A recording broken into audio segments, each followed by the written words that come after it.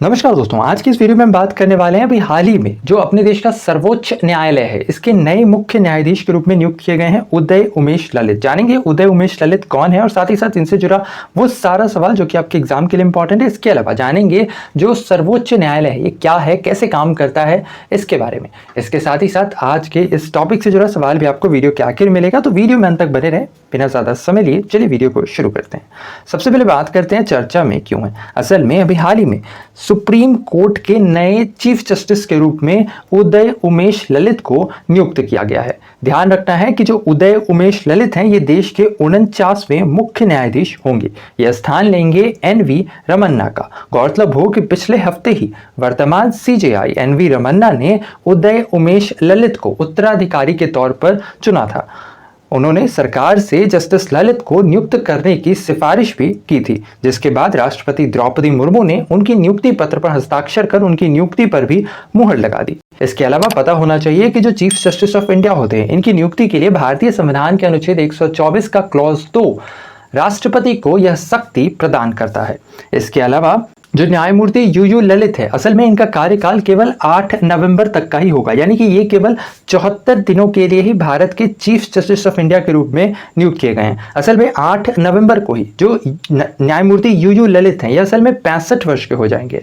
और as per the rule जो chief justice of India होते हैं इनके लिए जो मैक्सिमम एज लिमिट होती है यह 65 ईयर्स ही होती है।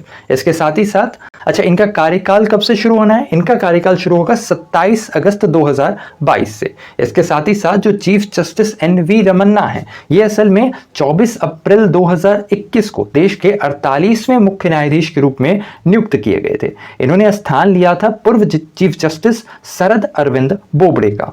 इसके साथ ही साथ जो चीफ जस्टिस एनवी रमन्ना है इनका जो सेवानिवृत्ति है यह 26 अगस्त को होना है। इसके साथ ही साथ आइए जानते हैं देश के सर्वोच्च न्यायालय के बारे में, यानी सुप्रीम कोर्ट ऑफ इंडिया। जो सुप्रीम कोर्ट ऑफ इंडिया है इसकी स्थापना असल में 26 जनवरी 1950 को नई दिल्ली में की गई थी। हालांकि इसने काम करना शुरू किया था 28 जनवरी 1950 से। इससे पहले देश में फेडरल कोर्ट ऑफ इंडिया था जिसे गवर्नमेंट ऑफ इंडिया एक्ट 1935 के तहत बनाया गया था। सर्वोच्च न्यायालय के अंतर्गत कुल 34 न्यायमूर्ति होते हैं जिसे 33+1 के रेशियो में डिवाइड किया गया, यानी कि 33 इसके अंतर्गत सुप्रीम कोर्ट के जज होते हैं और एक होते हैं चीफ जस्टिस ऑफ इंडिया। इसके साथ ही साथ भारत के जो मुख्य न्यायाधीश होते हैं इनकी नियुक्ति असल में कोलेजियम की सिफारिश पर राष्ट्रपति के द्वारा की जाती है। सर्वोच्च न्यायालय के जो मुख्य न्यायाधीश होते हैं इन्हें शपथ राष्ट्रपति के द्वारा दिलाई जाती है। इसके अलावा जो चीफ जस्टिस ऑफ इंडिया होते हैं इनकी नियुक्ति के लिए हालांकि कोई मिनिमम एज तो नहीं है, लेकिन ध्यान रखना है जो मैक्सिमम एज है यह 65 ईयर्स है। इसके साथ ही साथ जो चीफ जस्टिस ऑफ इंडिया होते हैं यह अपना इस्तीफा राष्ट्रपति को ही सौंपते हैं। इसके अलावा न्यायमूर्ति H.J. कानिया मोस्ट इंपॉर्टेंट नाम है, यानी हरिलाल जेकी सुंदस कानिया, ये असल में देश के पहले चीफ जस्टिस थे। इसके साथ ही साथ सर्वोच्च न्यायालय के मुख्य न्यायाधीश के रूप में सबसे छोटा कार्यकाल किनका रहा है? तो ये रहा है KN सिंह का। KN सिंह का कार्यकाल असल में 25 नवंबर 1991 से लेकर 12 दिसंबर 1991 तक का था। इसके साथ ही साथ सर्वोच्च न्यायालय के मुख्य न्यायाधीश के रूप में सबसे लंबा कार्यकाल किनका रहा है? तो ये रहा है YV चंद्रचूड़ का। जो YV चंद्रचूड़ है यह असल में वर्ष 1978 से लेकर 1985 तक सर्वोच्च न्यायालय के मुख्य न्यायाधीश रहे थे। इसके साथ ही साथ सर्वोच्च न्यायालय की पहली महिला न्यायाधीश के रूप में फातिमा बीबी को नियुक्त किया गया था। इसके साथ ही साथ एक और चीज ध्यान रखना है कि देश के पहले मुस्लिम मुख्य न्यायाधीश कौन थे?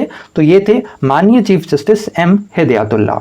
इसके अलावा चलते हैं आज के हमारे इस टॉपिक से जुड़े सवाल पे। ऐसे में आज का हमारा सवाल है, निम्नलिखित में से भारत के किस मुख्य न्यायाधीश ने भारत के राष्ट्रपति के रूप में भी कार्य किया है? इसका आंसर आपने हमें बताना है नीचे कमेंट सेक्शन में। तो ऐसे में आज के लिए इतना ही। उम्मीद करते हैं आज का हमारा वीडियो आपको इन्फॉर्मेटिव लगा होगा। वीडियो पसंद आया है तो वीडियो को लाइक शेयर, नए हैं चैनल पे तो सब्सक्राइब करना बिल्कुल ना भूलें। साथ ही साथ बगल में घंटी का आइकन है जिसे दबाकर आप हमारे चैनल से जुड़े सारे नोटिफिकेशन प्राप्त कर सकते हैं। तो ऐसे में आज के लिए इतना ही। अपना ख्याल रखें, स्वस्थ रहें, सुरक्षित रहें। आपसे फिर अगले वीडियो में मुलाकात होगी, तब तक के लिए धन्यवाद। Goodbye, take care.